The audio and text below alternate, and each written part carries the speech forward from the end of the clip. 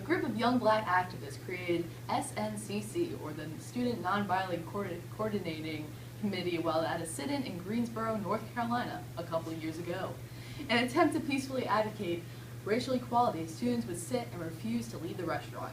People are attracted to this group because they give more of a voice to the younger community in the civil rights movement, and they're faster paced toward making a change in society. Well, SNCC is advocating against Jim Crow laws to establish equality in public places. This Southern group of college students is striving towards equal treatment in restaurants, businesses, housing, voter registration, and bus terminals.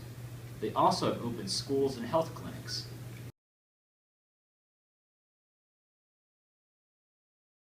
The group consists mostly of Southern young black student activists, but has also opened its doors to allowing whites, non-students, and Northerners to join. Recently, they've asked white members to leave the group and rid the racism in their own communities. While they were originally non-violent, they have switched their tactics and are now arming themselves. A majority of the white community is outraged and afraid SNCC is out for revenge, and its members are seeking to kill.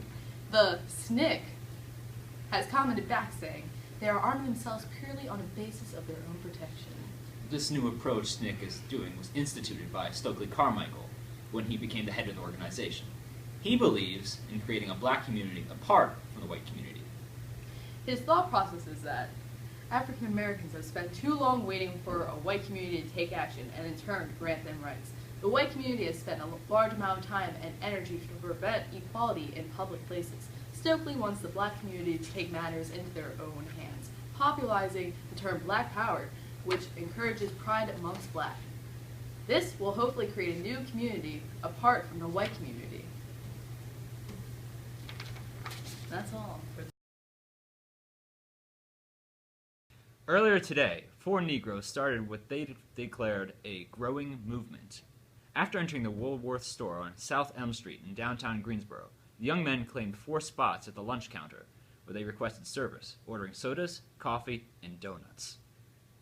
Due to the owner's customer policy, which is to only serve whites at the counter, the 4 were denied. Peacefully demanding service, they refused to give up their seats. Police were called to the scene, but were unable to remove the men because of their patience and lack of disturbance. When asked about his policy, the owner replied, "It's a custom which has existed for years. A private businessman can serve or not serve at his discretion." After hours of sitting at the counter, the 4 young men left. Jabril Kazan of Greensboro, Franklin McCain of Washington, Joseph McNeil of Wilmington, and David Richmond of Greensboro are all students of North Carolina Agriculture and Technical College. However, they stated that their actions have no affiliation to the school. As they departed, they have announced that this is only the beginning of a growing movement that will continue tomorrow, along with many other people until they are granted equal service.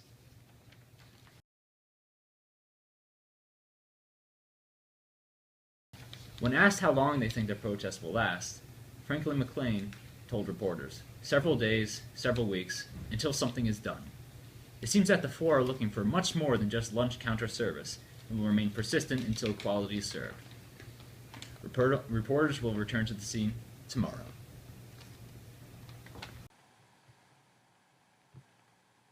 In Jackson, Mississippi this year, a sit-in group, including whites as well as Negroes, stoically faced a moment of grotesque violence. It told its own story, it needed no comment.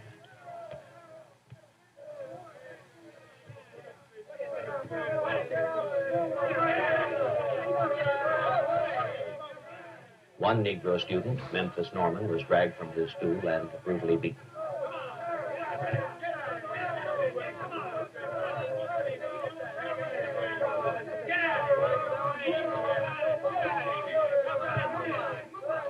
Norman, who had offered no resistance, was arrested, as well as his assailant. The sitters, white and Negro, spattered with ketchup and mustard, sugar, salt, and pepper, were carted off, unprotesting, to jail. It is clear to me that we have to wage a psychological battle on the right for black people to define their own terms, define themselves as they see fit, and organize themselves as they see it. Now, the question is, how is the white community going to begin to allow for that organizing, because once they start to do that, they will also allow for the organizing that they want to do inside their community. It doesn't make a difference, because we're going to organize our way anyway. We're going to do it. The question is how we're going to facilitate those matters, whether or not it's going to be done with 1,000 policemen with submachine guns, or whether or not it's going to be done in a context where it is allowed to be done by white people warding off those policemen. That is the question. And the question is, how are white people who call themselves activists ready to start move into the white communities on 2 counts, on building new political institutions to destroy the old ones that we have, and to move around a concept of white youth refusing to go into the army, so that we can start then to build a new world. It is ironic to talk about civilization in this country. This country is uncivilized. It needs to be civilized. It needs to be civilized.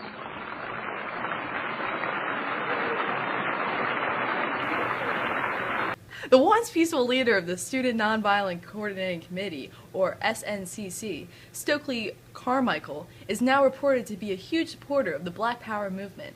After being arrested again, he was quoted saying, "This is the 27th time I have been arrested, and I ain't going to jail no more." Carmichael is one of many who realize these peaceful protests aren't going to get the job done. Inarguably, his most important speech to date, he talks about the issue at University of California at Berkeley. The video that we just showed you is new evidence that the SNCC followers will begin to support Black Power, using it as self-defense. Carmichael wants to be armed against people who will potentially hurt him and his followers. With numerous unsuccessful sit-ins, he feels protecting himself against potential threat is what needs to be done. And many agree. Hence, Black Power. Carmichael is said to step down from the SNCC and become the Prime Minister of Black Panthers for Black Power, while in the movement to free Huey Newton, one of the leaders of the Black Panthers by February of 1968.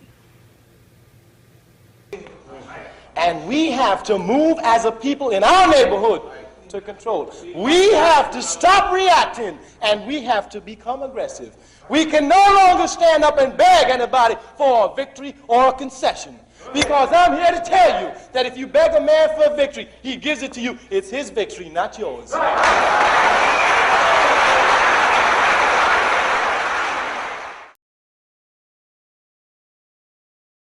All of the sit-ins were good because it was a very peaceful approach to the inequality. Even though these sit-ins were peaceful, nothing gets done from them, and no changes has been happening. But Stokely's Black Power helped show blacks to not just sit around, and that you should go out and make something happen, and not just wait for it to happen to yourself.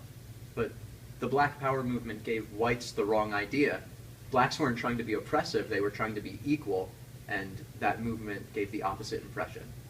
But these sit-ins almost did nothing but anger whites and just annoy them. But Black Power empowered people to change, and they gave power to people without voices. Sit-ins created tension, but it was just enough tension so that many people realized there was a problem. It's not like the Black Power movement that caused so much tension that violence broke out. It made those without voices seem racist against whites. But maybe seeming racist to whites might not be the worst thing, because it at least causes tension and shows whites that there's an issue going on with equality.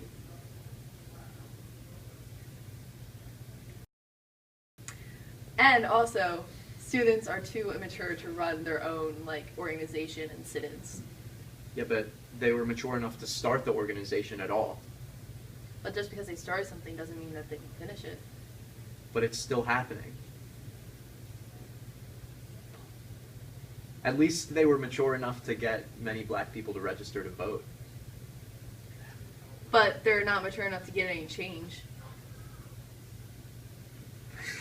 That's just false. That was my whole thing. It's just that nothing's getting done. I don't know. We should just stop it. This country is a nation of thieves. It stands on the brink of becoming a nation of murderers. We must stop it. We must stop it. We must stop it. We must stop it.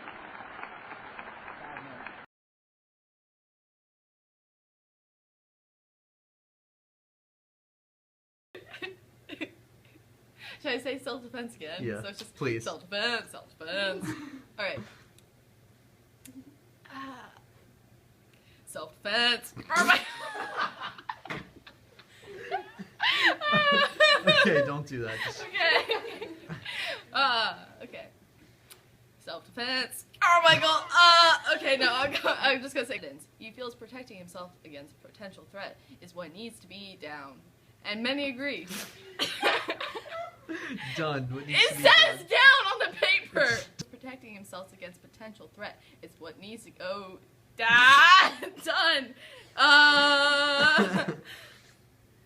It's just really upsetting because I think every time I'm saying it right, like I'm like, it's down because it says it, and then it's not. Okay.